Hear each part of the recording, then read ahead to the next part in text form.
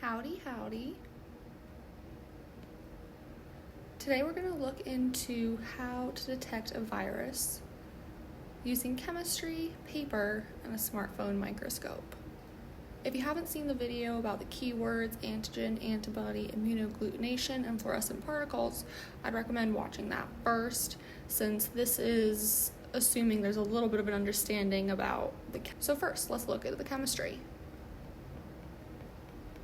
This red spiky dude is an antigen. That is a word that is the same thing as virus, bacteria, harmful chemicals. It basically just means something that can get into your body and make you sick. This is our antibody.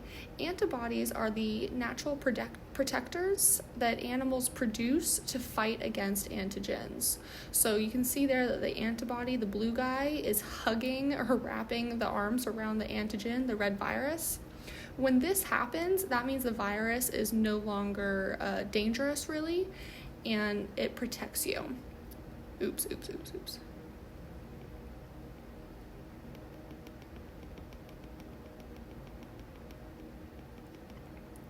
So when an antigen, AG, an antibody, AB, so AG is the red guy, AB is the blue. The scientific term for this is immunoaglutination. Immuno means immune, like your immune system, which is where it protects you from getting sick, and agglutination is a fancy way of saying clumps. So let's take an example that we're looking for norovirus. Norovirus is what I began my research in, and it can give you like a stomach bug symptoms.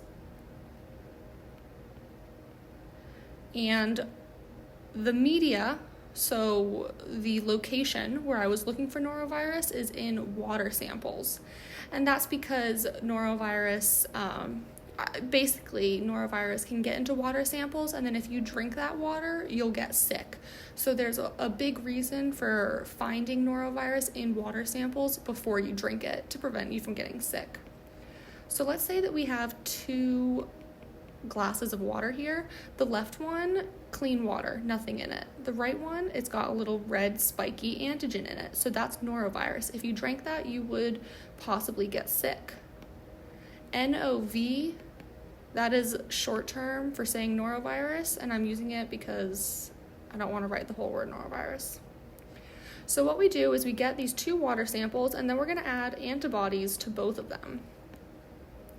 Now what happens in the clean water is the antibodies are just chilling. They don't have anything to immunoagglutinate with. In the right one though, look, the antibodies clumped right next to that antigen because they're hugging it. This is immunoagglutination, and that only happens when there's the virus. So if I were to be looking for symptoms of immunoagglutination, if I looked at the left one, nope, not there. If I looked at the right one, yes, it's there. What does that mean? It means norovirus is in that sample. So then our only remaining issue, and this is covered in more detail in that other video, but how do we actually see immunoagglutination? Antibodies and antigens are really tiny. You can't actually see them, even using a microscope. So we attach glowing fluorescent particles, those green stars, my favorite things ever. They're so cute. We attach them to the antibody. So then let's pretend that we had attached the fluorescent particles to those antibodies. Well, if you look at this under a microscope, fluorescent particles you can see under a microscope. Yes, you can. So if we were to take a microscope image of both these glasses of water, even though we can't see the antibody and the antigen in the left one, look, 2 tiny green dots. That means that we have 2 antibodies with a fluorescent particle attached. What happens if we look at the right one? Okay, so we still have the 2 antibodies, but since they immunoagglutinated, since they clumped together, that green dot looks larger. So just by looking at the microscope images of the fluorescent particles, we can tell that the right image would have immunoagglutination. That means the right glass of water has a virus in it. Step 2, paper.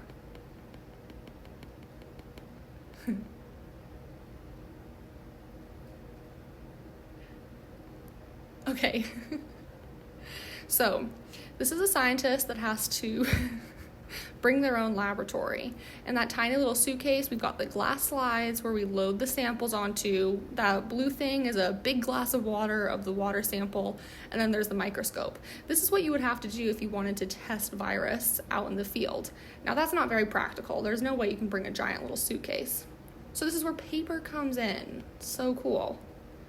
What we do is we make these tiny little channels. That eye you're seeing, we print that onto a piece of paper, and then you can add a tiny amount of water, 4 microliters to be precise.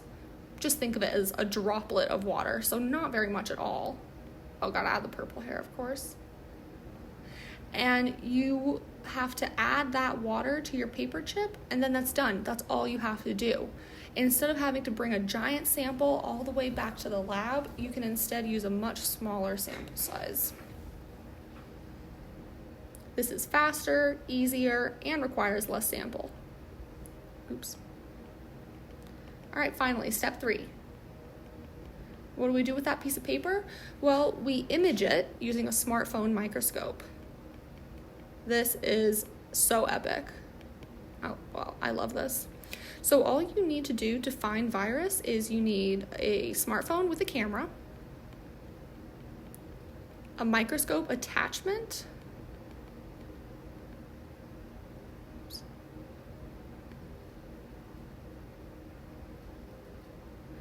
and we literally just bought ours off of Amazon. They're around $30, but what you want to do is it helps you zoom in on the viruses. And then you 3D print a case to hold everything together. So camera plus microscope attachment plus 3D printed enclosure equals a smartphone microscope. Obviously, these are not as good as the fancy ones that you can get in labs. Not only can they not zoom in as much, but you're using less quality of machinery, so sometimes your images are a little bit more grainy. Sometimes external light sources can get in, so there are issues that come with it, but hey, we just need it to be good enough. And actually, if you use the system, it is good enough to see the fluorescent particles, and that's all we care about, right? So all in all, how would all this work? If you wanted to find norovirus from a water sample, let's say you're out in the desert. This is a well. Basically just a water source. I was gonna draw a little pond, but in the example of the desert, less accurate. Okay, so there's your water source. There's your scientist. Whee! Okay, so now what would you normally do? Normally you would have to take a giant sample of this water and then lug it back in your suitcase all the way to lab for testing. But instead, okay, that little thing is a pipette, very cool. You can just use it to kind of like is it a syringe? Those plastic things? You suck up a bit of water with it. 4 microliters to be precise. Then we're gonna add it to our paper chip. There we go. Then we're gonna add our antibodies. And remember, those antibodies have fluorescent particles attached to them so we can see them in a microscope. So if we look at the numbers, first we're gonna take our pipette to add water to the chip. Then we're gonna add our antibodies and fluorescent particles. Then we're just gonna chill, wait for it to dry. Step 4, use a smartphone microscope that you brought with you to take a picture. That's all you have to do. Take a picture of that channel. And remember from the previous pages, if we see immunoagglutination, that means the virus is present. If we don't see immunoagglutination, it means the water sample is clean. So let's take 2 little pictures here. Okay, let's see if you guys can guess. The left one, we've got the 3 antibodies spread out. The right one, it looks like they're clumping. Which ones of these would have immunoagglutination? This is step 5. After you take the photos, look for immunoagglutination. Look for immunoagglutination. Okay, does the left one have immunoagglutination? No. If the left one had immunoagglutination, then it would look clumpy. It would look like